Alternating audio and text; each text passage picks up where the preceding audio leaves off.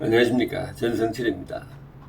오늘은 얼마 전에 문재인 대통령이 발표한 뉴딜 정책에 대해서 말씀드리겠습니다. 우리가 이걸 어떻게 받아들여야 할 것인가. 뉴딜 하니까 아주 폼 나죠, 그죠? 이 폼 나는 이름의 이 정책이 사실은 우리나라에 거대한 재앙이 될 수 있다는 것을 제가 오늘 말씀드리고자 합니다. 이 프로젝트에는 두 가지 문제가 있어요. 하나는 이름의 문제입니다. 장명의 문제.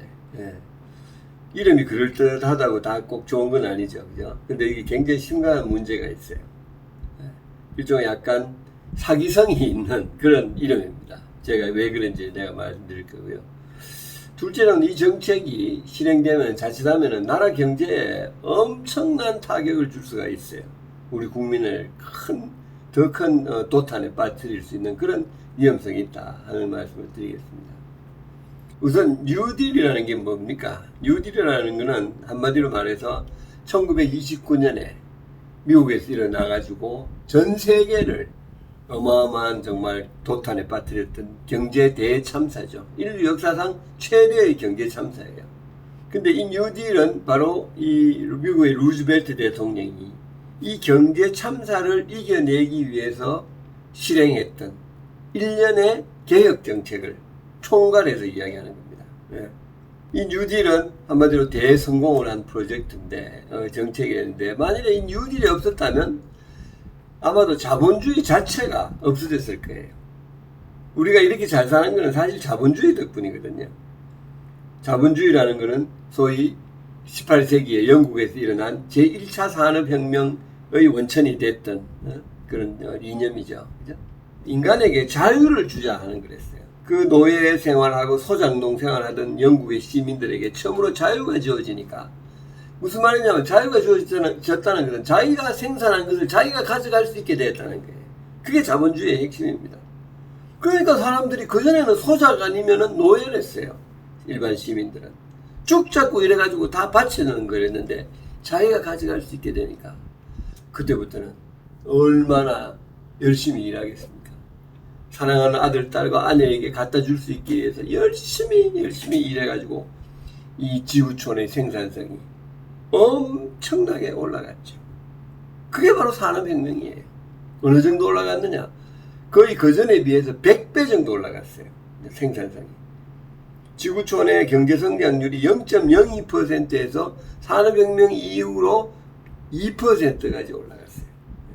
그래서 이 지구촌이 부자가 되기 시작한 겁니다. 이 부자가 되는 프로세스가 거의 한 200년 가까이 계속됐어요. 그렇게 정말 19세기 때 잘 지나고 20세기 와서도 한 20년 잘 지나다가 30년 지나다가 1929년에 이 대공황이라는 게 자본주의의 가장 큰 전당인 미국을 덮쳤잖아요. 그런데 이 대공황이 왜 생겼는가? 그러면 200년 그럭저럭 잘 굴러왔는데 왜 생겼을까요? 한마디로 말해서 자본주의에게 꼭 필요한 제도적 장치들이 부족해서 생긴 거예요. 여러분 대표적인 걸 한번 들어볼까요? 1929년에 대공황이 터질 때까지 미국에는 소위 예금 보호 제도가 없었어요. 어느 한 은행만 파산하면은 온 시민들이 나가서 돈을 다 찾아가는 거예요. 소위 그 뱅크런이라 그러죠.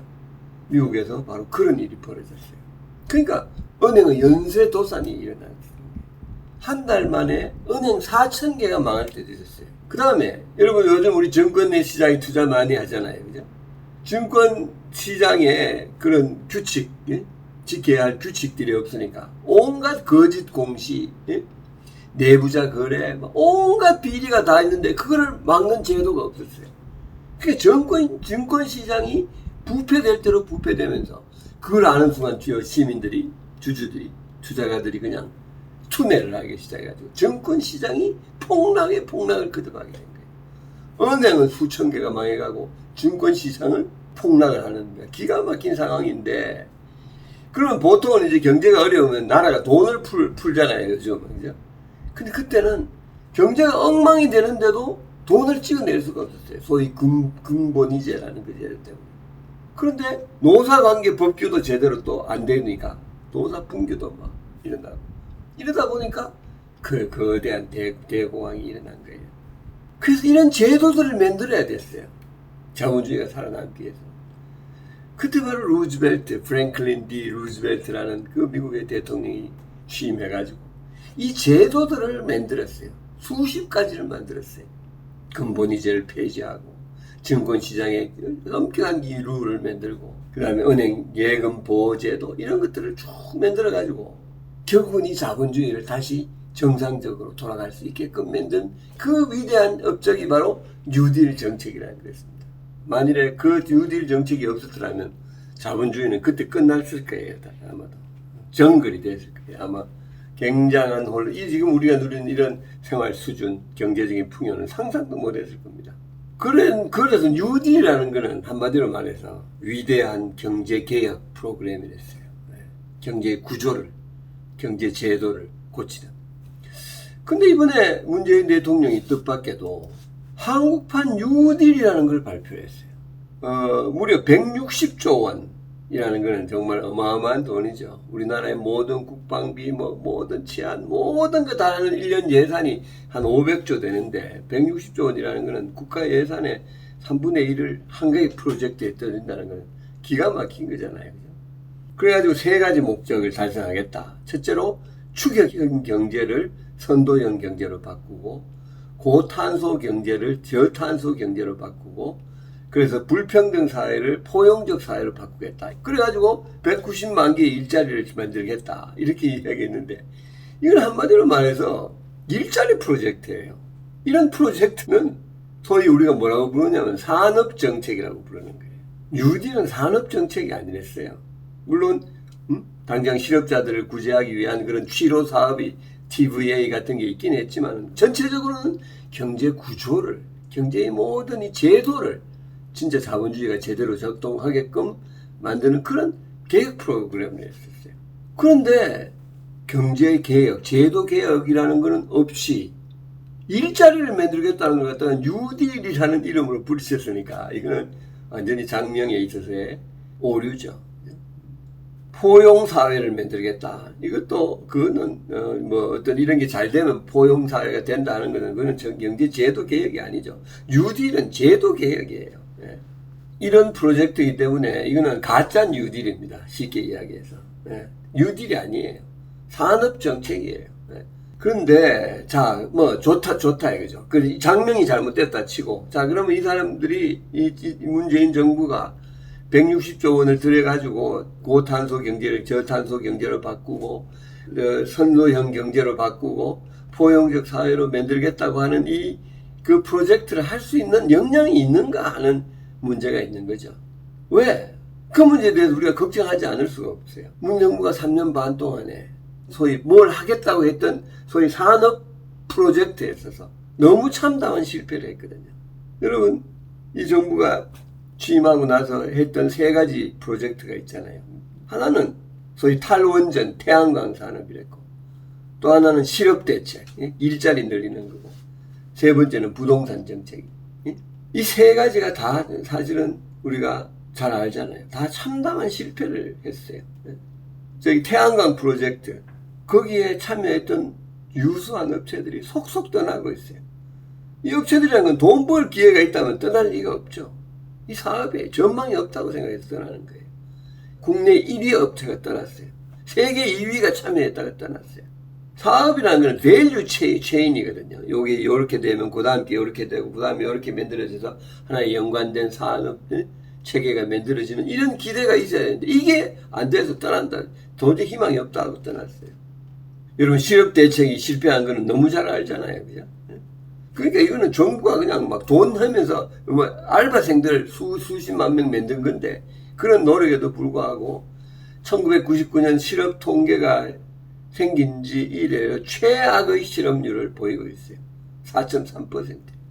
이 정부 취임하면서 입만 열면 나왔던 말이 뭡니까? 실업 대책이라 했잖아요. 그 핵심 사업에서 이렇게 실패했어요. 부동산. 제가 길게 이야기할 필요가 없죠. 요즘 시중에서는 이 정부가 성공한 거 딱 한 게 있다 이런 말이 있어요. 서민들에게 미래에 대한 내 집 마련에 대한 꿈을 뺏어가는 데 성공했다. 그거 하나만 성공했다. 이런 비아냥이 나올 정도니까요. 그런 실적을 가진 기업이 또다시 160조를 투자해요. 그 중에 100조가 국민 세금이에요. 우리가 그 피땀 흘려서 만든 돈을 거기에 투자하겠다는 거예요. 정부가 그냥 이런 정책을 만들겠다고 하면 그거는 괜찮아요. 세금을 100조나 쓰겠다는 거.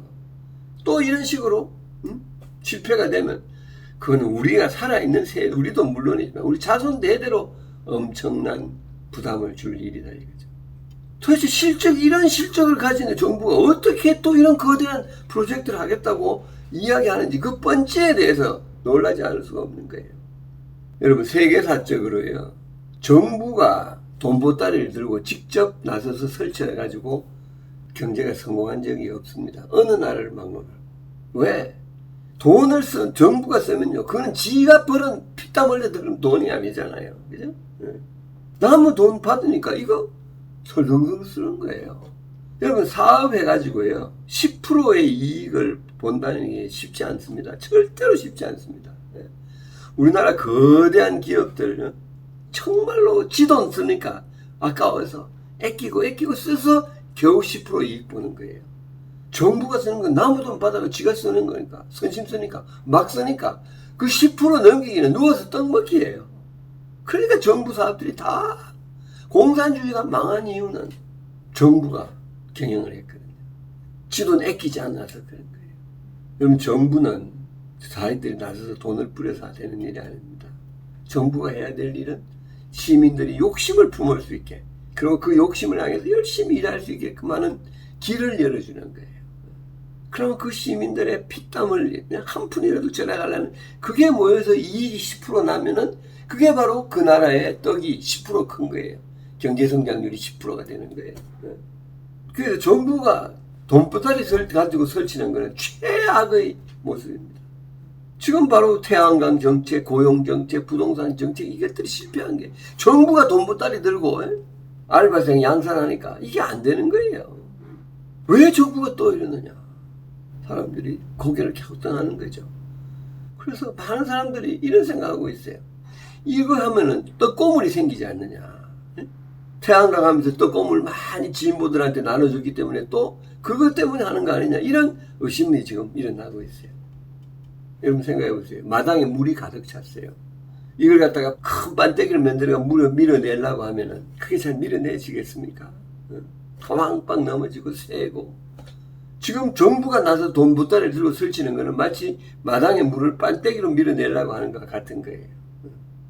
그렇게 하지 않고 정부는 어떻게 하냐. 길을 열어주는 게 돼야 돼요. 마당을 깎아서 이걸 내리막으로 만들면은 물은 저절로 내려가는 거예요. 명령하고 지시하고 지금 여러분 부동산 정책 보세요. 이게 전부 명령의 경제잖아요. 그죠? 22개의 온갖 규제를 정책을 발표하고 명령해가지고 판때기로 물을 갖다가 밀어내려고 하는 이거 될 리가 없죠. 전 세계의 위대한 진보 지도자들이 경제를 일으킨 진보 지도자들이 많이 있어요. 루즈벨트도 진보예요.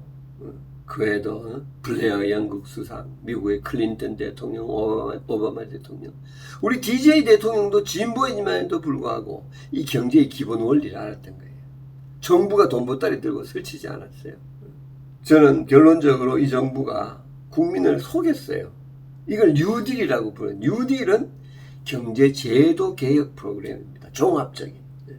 그걸 붙여가지고 기대를 뭔가 대공황을 이긴 것 같은 그런 거대한 희망을 폼을 잡았지만 그건 거짓입니다.